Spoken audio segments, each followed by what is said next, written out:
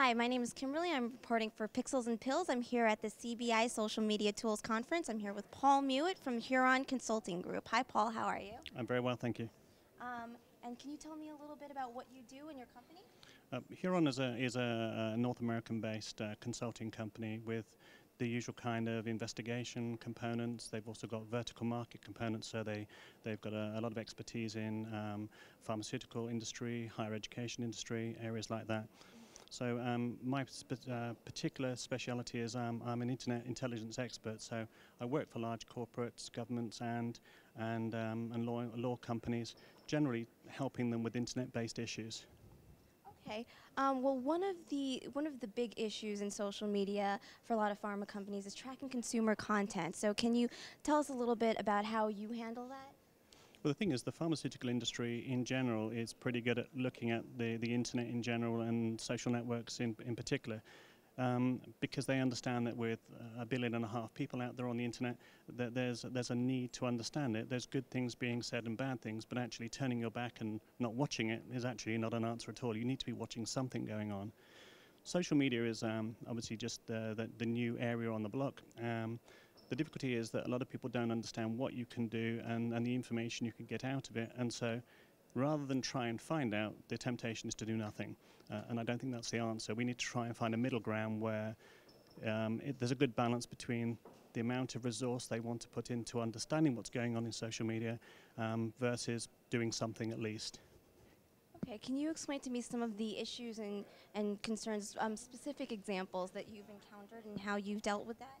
Well, the thing about social media, right from the off, and I think all I'm going to do now is tell you what my presentation says, so we won't need to go. The trick really is that you have a very large number of posters who are writing good things and bad things. They're supporting particular issues, and sometimes they're trying to put a spin on something to influence, whether it be buying or selling or stock price. There's an agenda for people. So the whole idea initially is to capture content that's relevant to the client and the particular issue. And maybe that is quite a broad brush. Maybe it's just the client and maybe some of their top products. Then what we do is we take that data and we use tools to mine it in more detail. So what we would do is we will work out which people are talking the most, and we have tools that can work out whether their conversation is more negative or positive, so we can work out the sentiment. What we're often looking for is the individual at this stage that obviously has an alias, so that they're anonymous, but the individual who's talking much too much as a ratio towards everybody else, and if they're incredibly negative about a particular issue and that relates to our client, then what we've got to do is to work out ultimately who is this person in the real world and what other agenda might they have. And we've done this on many occasions, and depending on whether it's in the pharmaceutical industry or whether it's in other industries, you could find that it's a competitor, an analyst, an ex-employee, a current employee, or something like that. So we've just got to get a better understanding, and what I do all the time is to actually give a higher level of information to the client for them to make more informed decisions. Okay, and what brings you to the conference besides the fact that you're presenting? Well, I live in London, but I work in and out of the States anyway, and so the fact that we've got a practice area that supports this fully, and we are one of the main sponsors here, and we thought it was a great opportunity to come and meet more people and discuss some of the things we do in this sector.